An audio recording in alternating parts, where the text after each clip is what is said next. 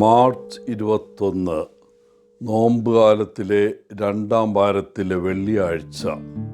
മത്തായി 21 33 മുതൽ 43 വരെയും 45 മുതൽ 46 വരെയും വാക്യങ്ങൾ. 69 വർഷങ്ങൾക്ക് മുമ്പ്, അതായത് 1956 ജനുവരി 8-ാം തീയതി, Jim Elliot, Pete Fleming, Ed McCully, Nate Saint, Roger Youderian എന്നീ 5 സുവിശേഷ മിഷണറിമാരെ ഇക്വഡോറിൽ തങ്ങൾ ആർക്ക് സുവിശേഷം നൽകാൻ ശ്രമിച്ചുവോ അവർ തന്നെ കുന്തം കൊണ്ട് കുത്തിക്കൊന്നു. അവർക്കെല്ലാവർക്കും ഭാര്യമാരുണ്ടായിരുന്നു. 4 പേർക്ക് കുഞ്ഞു കുട്ടികളും മക്കളായിട്ടുണ്ടായിരുന്നു. തങ്ങളുടെ ദൗത്യം അപകടകരവും ജീവന് ഭീഷണിയുമാണെന്ന് ആ മിഷണറിമാർക്ക് അറിയാമായിരുന്നു. ഇന്നത്തെ സുവിശേഷം ഒരു മുന്തിരിത്തോട്ടത്തിൻ്റെ ഉടമസ്ഥനെയും അയാൾ ആ തോട്ടം ഏൽപ്പിച്ച ജോലിക്കാരെയും കുറിച്ചാണ്.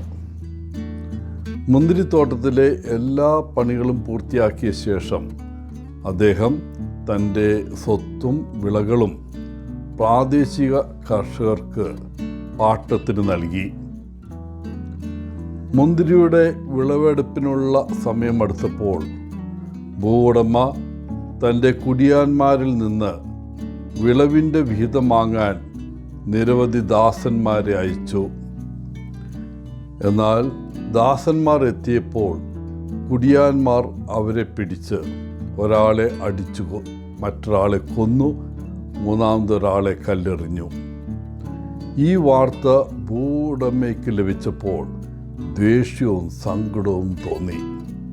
ഒടുവിൽ അയാൾ സ്വന്തം മകനെ അയക്കാൻ തീരുമാനിച്ചു. തീർച്ചയായും അവർ തൻ്റെ മകനെ ബഹുമാനിക്കും. എന്നാൽ ഭൂവുടമയുടെ മകൻ വരുന്നത് കണ്ടപ്പോൾ കുടിയാന്മാർ ഇത് തങ്ങൾക്ക് കിട്ടിയ മികച്ച അവസരമാണെന്ന് തീരുമാനിച്ചു. ഉടമയുടെ മകനെ കൊന്നാൽ അവൻ്റെ അവകാശം അവർക്ക് പിടിച്ചെടുക്കാം. അതാണ് അവർ ചെയ്തത്. ഈ സുവിശേഷ വായനയിലെ അല്ലെങ്കിൽ ഉപമയിലെ കുടിയാന്മാർ പുരാതന ഇസ്രായേലിലെ ഫരിസേയരും ശാസ്ത്രിമാരുമാണ്. ദൈവജനത്തെ പരിപാലിക്കാൻ നിയോഗിക്കപ്പെട്ട മതനേതാക്കളായിരുന്നു അവർ. എന്നിട്ടും അവർ അവരുടെ കടമയല്ല നിർവഹിച്ചത്. ദാസന്മാർ എന്ന ഉപമയിൽ പറയുന്നത് അവർ നിരസിച്ചതും കൊലപ്പെടുത്തിയതുമായ പ്രവാചകന്മാരെ പരാമർശിക്കുന്നു. തീർച്ചയായും യേശുവാണ് ഭൂവുടമസ്ഥൻ്റെ മകൻ, ദൈവപുത്രൻ. അവിടുത്തെ അവർ നിരസിച്ചു, പിന്നീട് ക്രൂശിച്ചു. ഈ ഉപമ നമ്മെ പഠിപ്പിക്കുന്നത് സത്യത്തിൻ്റെ സന്ദേശവാഹകരാകുക എന്നത് എളുപ്പമല്ല എന്നാണ്. പലർക്കും അത് അസ്വസ്ഥത ഉളവാക്കുന്നു.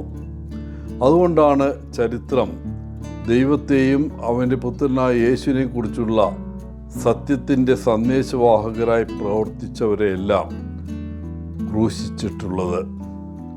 രക്തസാക്ഷിത്വം വരിച്ച പ്രവാചകന്മാരുടെയും മിഷണറിമാരുടെയും കഥകൾ നമുക്കറിയാം. എന്നിട്ടും പണിക്കാർ നിരസിച്ച കല്ല് ദൈവരാജ്യത്തിൻ്റെ മൂലക്കല്ലായി മാറിയിരിക്കുന്നു. യേശുവിനെയും അവിടുത്തെ മുമ്പുണ്ടായിരുന്ന പ്രവാചകന്മാരെയും ശേഷമുള്ള അപ്പോസ്തലന്മാരെയും പോലെ ദൈവരാജ്യം പണിയുന്നതിൽ നമുക്ക് ധൈര്യപൂർവ്വം മുന്നോട്ട് പോകാം. നാം വിമർശിക്കപ്പെടാം, എതിർക്കപ്പെടാം, വധിക്കപ്പെടാം. പക്ഷേ മുന്തിരിത്തോട്ടത്തിനു വേണ്ടി പ്രവർത്തിച്ചുകൊണ്ട് ദൈവത്തിൻ്റെ മഹത്വത്തിനായി ഫലം പുറപ്പെടുവിക്കുന്നത് നമുക്ക് തുടരാം.